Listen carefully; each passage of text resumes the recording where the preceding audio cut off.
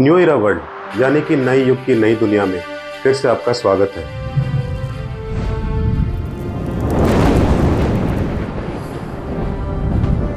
स्वागत है दोस्तों आपका न्यू इरा वर्ल्ड की हेल्थ सीरीज में। जैसा कि हमने आपसे कहा था, हम लोग करनाल के जितने भी हॉस्पिटल्स हैं उसमें कोशिश करेंगे कि ज़्यादा से ज़्यादा इन्फॉर्मेशन आपके लिए ला सके। उसी सीरीज़ के अंतर्गत आज हम पहुँचे हैं ग्लोबल क्रेडल हॉस्पिटल पे।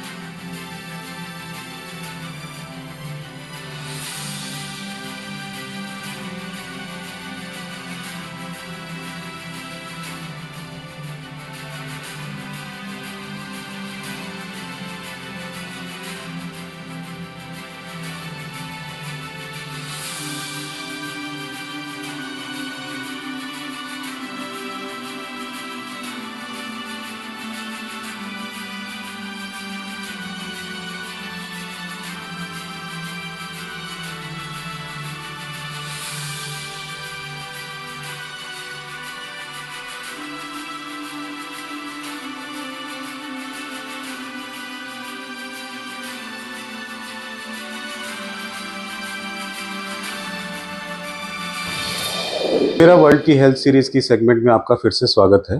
जैसा कि हमने आपसे कहा था, हम आपके लिए लेके आएंगे कुछ इन्फॉर्मेटिव वीडियोस जिसमें कि हम हॉस्पिटल्स के बारे में आपको जितनी ज़्यादा इन्फॉर्मेशन हो सकती है उतनी इन्फॉर्मेशन ला के देंगे। उसी सीरीज़ के लिए आज हम पहुँचे हैं ग्लोबल क्रेडल हॉस्पिटल में।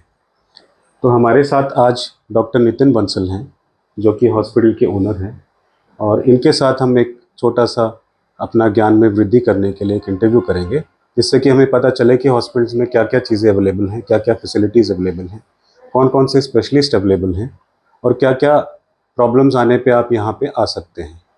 तो हम आज आपसे पूछना चाहते हैं सर, जैसे आपने कि इस हॉस्पिटल की शुरुआत की, जैसा हमने देखा एंट्री पे बड़ा अच्छा एक श्लोक लिखा था जिसका मतलब था कि माता से बढ़कर भगवान भी नहीं है। हाँ। उस विचार के साथ आपने इस हॉस्पिटल की संरचना की। यस। तो हम जानना चाहेंगे सर, ये हॉस्पिटल आपने कब स्टार्ट किया और क्या आपने कौन कौन सी फैसिलिटीज़ यहाँ पे रखी हैं?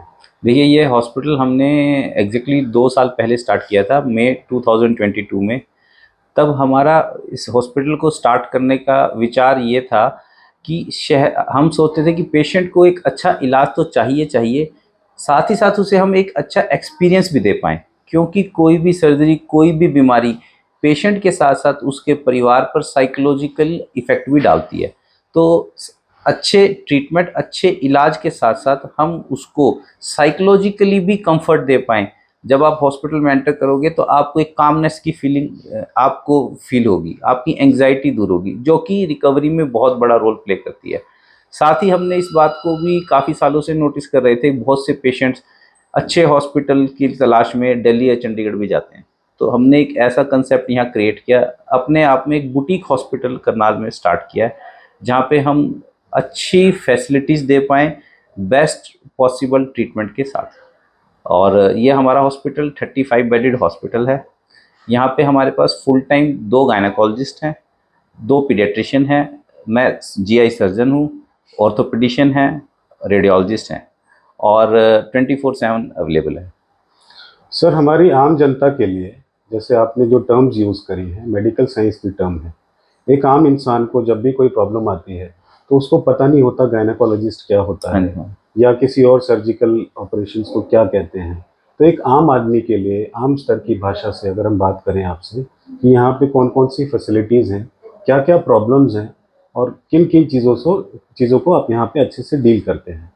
देखिए, सबसे एक है मदर एंड चाइल्ड केयर, मतलब अगर मदर को या किसी अनमैरिड लड़की को या इवन ओल्ड लेडी को भी अपनी कोई भी समस्या है तो वो यहाँ आ सकते हैं। साथ ही साथ नियोनेटोलॉजी एंड पीडियाट्रिक्स, यानी कि नवजात बच्चों की और 14 साल तक के बच्चों की समस्याओं को भी हम यहाँ ट्रीट करते हैं। मैं सर्जन हूँ, तो पेट से संबंधित कोई भी समस्या है, कोई पथरी है, हर्निया है या कोई भी और, साथ ही साथ हम मोटापे की सर्जरीज भी करते हैं, यानी कि बेरियाट्रिक सर्जरी जो वेट लॉस सर्जरीज होती हैं।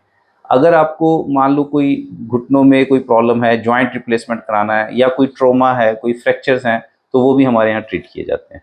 ऑर्थोपेडिक्स हमारे पास है।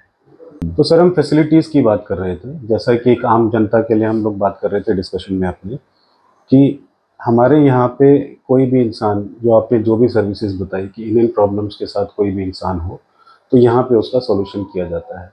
तो कितने हमारे पास ऑपरेशन थिएटर्स हैं और लैब की क्या व्यवस्था है, और कौन कौन से टीपीएस हम लोग यहाँ पे एड्रेस करते हैं, और साथ साथ गवर्नमेंट के लिए हमारे पास गवर्नमेंट इम्पैनलमेंट पे जो लोग आते हैं उन लोगों के लिए क्या क्या सर्विसेज हैं?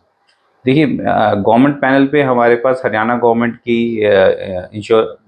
इंश्योरेंस है, तो जो भी हरियाणा गवर्नमेंट के एम्प्लॉइज़ हैं वो यहाँ पे ट्रीटमेंट ले सकते हैं। हमारे पास आयुष्मान भारत की सुविधा भी अवेलेबल है, और जो कि मोदी जी ने चलाया है। 5 लाख रुपए तक का इलाज आप यहाँ फ्री प्राप्त कर सकते हैं। हमारे पास मुख्यतः सारे ही प्राइवेट टीपीएच भी अवेलेबल हैं। साथ ही साथ एनडीआरआई की भी टीपीए की सुविधा हमारे पास अवेलेबल है। और 24/7 हमारे पास लैब है, जहाँ पे आपके हर तरह के रूटीन एवं कोई बहुत ही बड़े अच्छे ब्लड टेस्ट सभी प्रकार के हो सकते हैं। यहाँ हमारे पास अल्ट्रासाउंड और एक्सरे की सुविधा भी अवेलेबल है। जी। तो सर जैसा हमने एंट्री से लेके अभी तक एक चीज़ को महसूस किया है कि आपके यहाँ पे सफाई का बहुत ध्यान रखा हाँ गया जी, है। हाँ हाँ। नॉर्मली हॉस्पिटल के अंदर आते ही एक अजीब सी स्मेल आती है, यस। वो स्मेल हमने यहाँ महसूस नहीं की। हाँ जी, हाँ हाँ। इसके पीछे क्या कारण है? यही जैसा मैंने आपको बताया कि हमारा एक शुरू से स्टार्ट करने का एक उद्देश्य था कि पेशेंट को हम एक पेशेंट की तरह ना समझें, हम सिर्फ उसकी बीमारी को ट्रीट ना करें, उसको साइकोलॉजिकली भी सपोर्ट करें। तो उसमें वो सपोर्ट उसकी स्टार्ट हो जाती है पार्किंग से, हॉस्पिटल के एनवायरनमेंट से, उस स्मेल से। उसे ऐसा ना लगे कि वह किसी रूटीन हॉस्पिटल्स में जा रहा है, वो बीमारी का इलाज करा रहा है। उसको एक अच्छा एनवायरनमेंट मिले, वो एंजॉय करे अपने ट्रीटमेंट को, और उसकी फैमिली एंजॉय करे उस चीज़ को। अब जैसे कि हमारे यहाँ मदर एंड चाइल्ड का है, जैसे मैं बताता हूँ, तो बच्चा आना एक फैमिली में एक फेस्टिवल की तरह है। जी। तो वो फेस्टिवल की ही तरह एंजॉय करे, ना कि एक हॉस्पिटल में होने वाली डिलीवरी की। सर नॉर्मल रूटीन में देखा गया है जब कोई पेशेंट एडमिट होता है हॉस्पिटल में, तो उसके अटेंडेंट को, बहुत सारे हॉस्पिटल्स में हमारा ये एक्सपीरियंस रहा है कि उसके अटेंडेंट के लिए कोई फैसिलिटी नहीं होती। अगर उसको रूम में रुकना है तो उसके साथ अटेंडेंट का जो बेड होता है एक छोटा सा बेड होता है। हमारे यहाँ पे किस तरह की सुविधा है? आपने देखे होंगे हमारे प्राइवेट रूम्स काफ़ी बड़े हैं, और पेशेंट के साथ 2 से 3 लोग बड़े आराम से रुक सकते हैं। और बाथरूम्स भी आपने देखे होंगे काफ़ी बड़े हैं।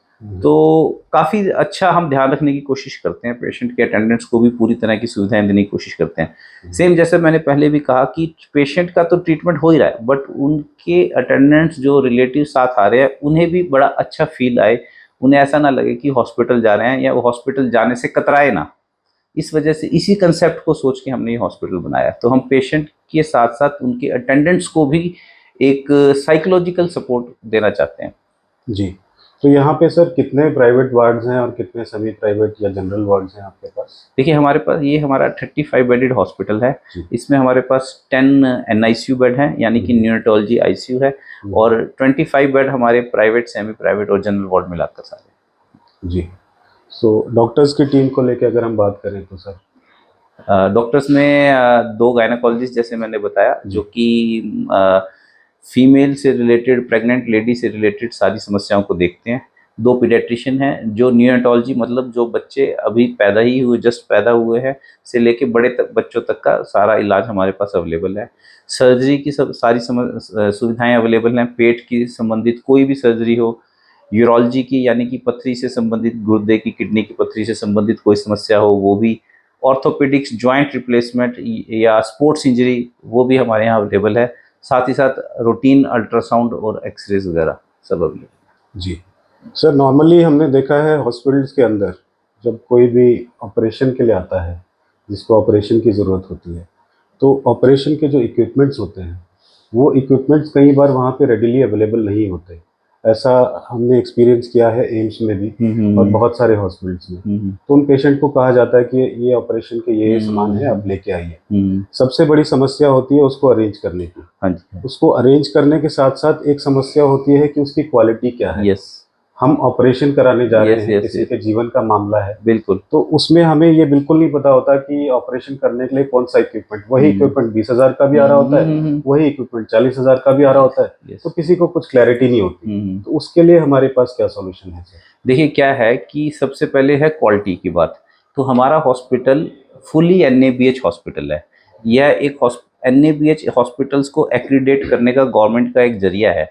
जिन हॉस्पिटल्स के पास ये एक्रीडेशन है, हम मान के चल सकते हैं कि वह क्वालिटी के मामले में जो भी गवर्नमेंट के बेस्ट पॉसिबल क्राइटेरियाज हैं उसको फुलफिल कर रहे हैं। तो हम फुल्ली एनएबीएच एक्रेडिटेड है, तो क्वालिटी एक तरह से तो हम इंश्योर कर रहे हैं क्योंकि हमारे पास एक्रेडिटेशन है।